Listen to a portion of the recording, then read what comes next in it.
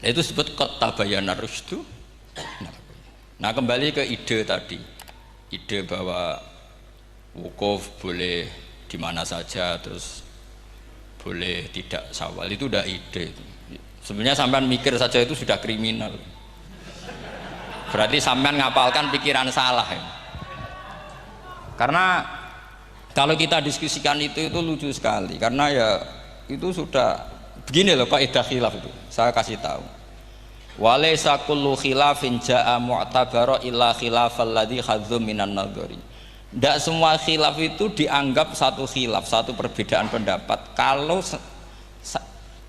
kualitasnya nggak sama-sama mutu. Kalau yang satu nggak mutu itu nggak dianggap khilaf, nggak level. Itu tadi misalnya Imam Ghazali ngendikan begini, qala al-Ghazali gini-gini. Pasti saingannya ya qala Nawawi atau qala Al-Qurtubi atau qala siapa lah. Jangan qala al-Ghazali terus kamu saingi menurut ustadz dari Solo, dari Jogja. Wah, ya udah level masa Imam Ghazali disaingi. Itu ya, aturannya seperti itu. Ini jelas. Rasulullah sendiri yang ngendikan al-hajju arafah, bahwa syarat sahnya haji adalah wukuf, dan Nabi menyebut Arafah. Tentu kita tidak pernah memperbandingkan apa yang disabdakan Nabi dengan yang jadi pikiran mereka itu. Kalau mereka alasannya karena orang bergumul di situ, di Mina, di Arafah, gara-gara waktunya sama, titiknya sama, terus terjadi kematian gini. Apa yang nggak wukuf di Arafah itu hidup semua. Itu kan kayak dalilnya orang rokok mari cepat mati. Oh, sing rokok ya mati. Orang-orang jil juga mati. Orang-orang liberal yang pikirannya katanya ingin menyelamatkan kehidupan juga pada akhirnya mereka mati. Mendingan mati di Arafah, keren di tanah suci. Tidak usah begitu. Sebenarnya begini loh, mereka itu menjadi salah karena nggak mau ngaji fikih secara serius. Saya itu menyesal sekali ya, kenapa sih orang wukuf itu kok dungani suwira barbar itu memang sakiliane. Boe dongo iku yakin pangeran apian sediluk wis tetep dituruti, gitu aja, gak usah lama-lama. Ya kata hikam kan gitu. Ngelingno pangeran ojo suwi-suwi, sing perlu dielingno sing iso lali. Pangeran iso lali kok amen duwe elingno wae kan gitu cara madzhab hikam. Makanya kata madzhab hikam kan gitu. Wa inna ma yunabbahu man yajuzu alaihil ikhfal. Yang boleh diingatkan yang mungkin lupa. Tapi kalau masih ingat ya sudah tidak usah diingatkan lagi. Doa itu sekali saja. Saya ini termasuk korban kitab hikam. Loh, saya itu berkali-kali ke Mekah. Itu saya kalau dongo itu pertama di Multazam berdoa. Itu saya sebagai santri, ya pas di Multazam ingin berdoa lagi. Tapi mesti spontan itu ingat hikam. Yang boleh diingatkan, yang mungkin lupa. Akhirnya bilang, ya sudah tadi Gusti, ya gitu dok. Di putaran ketiga bilang, tadi loh Gusti, ya gitu terus. Karena memang saya malu mengingatkan zat yang nggak mungkin lupa. Tapi sampean jangan ikut saya, ini kriminal. Ini termasuk sisi-sisi kriminal ilmu saya. Tapi ilmunya ada, sampean cari di hikam. Wa inna ma yunabbahu man yajuzu alaihil ikhfal. Yang boleh diingatkan, yang berpotensi lupa. Mungkin Anda punya dalih, wah aku dongo mau nunjukno butuh Gus, tapi ra kepen disembadani. Ya alhamdulillah aku yang ngono. Tapi tak pikir makom sampean tidak seperti itu, tetap kepengen disembadani. Lalu pertanyaannya kemudian, kalau kita ngikuti fikih sebetulnya nggak perlu menumpuk di Arafah. Sama cari di takrib, di mu'in, di semua bab fikih. Wukuf di Arafah itu sah dan tidak perlu muksun. Walau mutaraddidan, meskipun hanya jalan-jalan. Bahkan di Fathul Mu'in diberi walau lagi, walau fitolabi abidin. Moro Arafah mbek golek dhuwit ceblok atau golek apa, ya wis sah. Loh, andai kan semua melakukan itu mau nge-shift muter saja kan selesai kan. Mari terus dongkrok di situ lama-lama. Ya enggak? Zaman Fathul Mu'in dihentikan walau mutaraddidan, lewat tok itu sudah sah. Bahkan walau fitolabi abikan, meskipun tidak punya niat wukuf, pokoknya ke situ ya sudah nyari-nyari apa gitu. Sing mari menumpuk gara-gara semua itu ingin ideal. Wah mumpung di Arafah, ngentekno Tegal, ngentekno sawah, wah sudah. Makanya kalau haji itu sama orang yang ngedol Tegal mesti seru. Wah itu nangis ya. haji be orang alim atau orang KBIH gak iso nangis karena malah badi kan dia kan nggak pati iso nangis mesti itu. Nah ini kan, nah ini penting saya utarakan. Jadi andikan orang itu ya haji kayak orang-orang alim. Setahu saya orang-orang alim kalau haji ya biasa saja, sekadarnya. Karena ya dia tahu ini masalah karena nanti ganggu yang lain, sekadarnya. Karena kita ini berlebihan, akhirnya menumpuk di situ. Padahal fikih zaman dulu sudah mengatakan walau mutarodidan fitolabi abikin, jelas itu takbirnya. Masih ingat atau jangan takbir itu? Harus ingat kalau. Jadi ini kan problem kita lagi-lagi tidak hafal, kita tidak menguasai ngelotok fikih.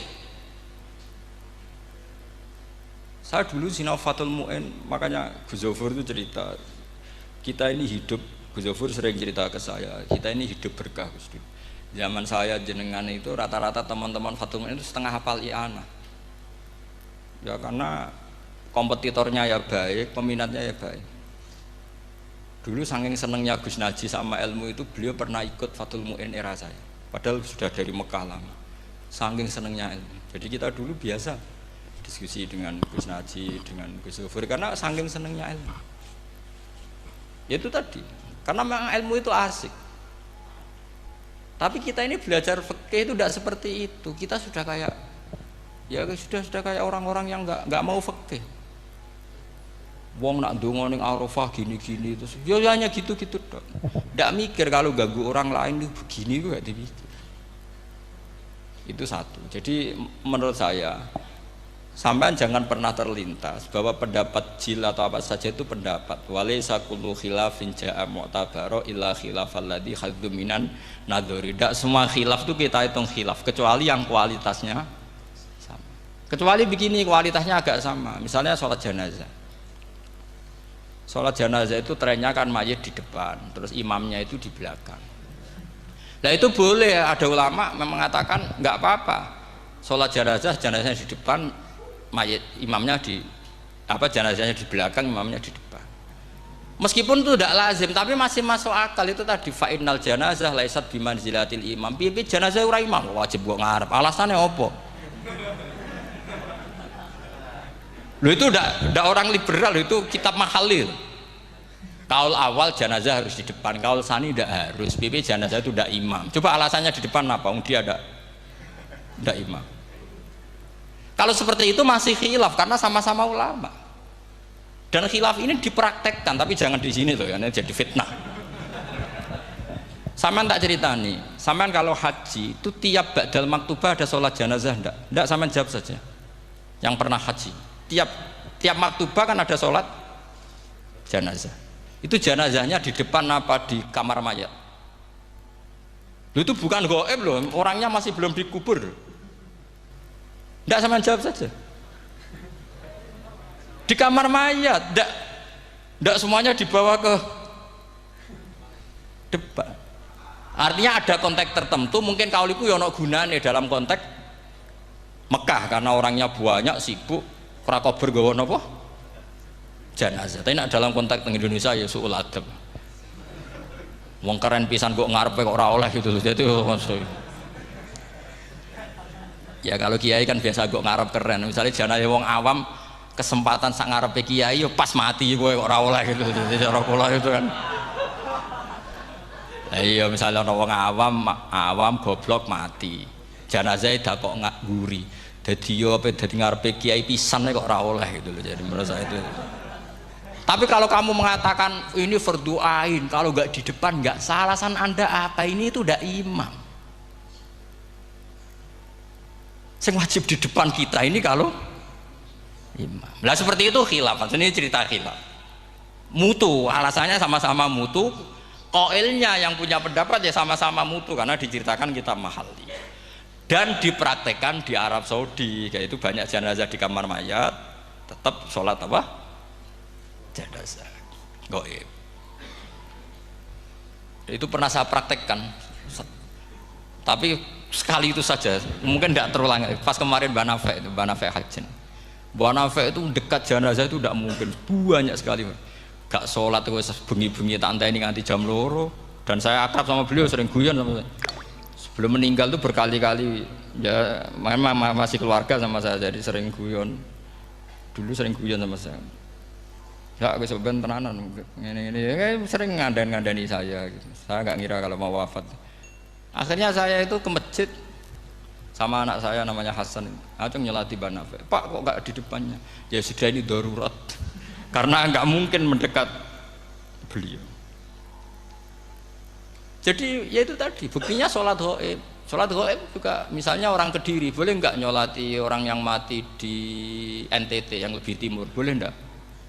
Boleh, padahal mayatnya di belakang karena memang tidak imam. Nah kalau seperti itu khilaf, ini cerita kalau seperti itu khilaf meskipun agak-agak kontroversi tapi kualitasnya masih waras lah, masih bagus. Sama kalau nggak percaya cari di Mahali di bab jenazah. Kalau mahalnya tidak ada di Qalyubi, tapi jelas saya yakin itu ada. Saya tidak donan yakin ya. Kalau ini mulang, ya mulang terus tidak punya masalah ingatan. Jadi ingat betul kalau takbir itu ada gitu. Jadi saya ingat betul kalau takbir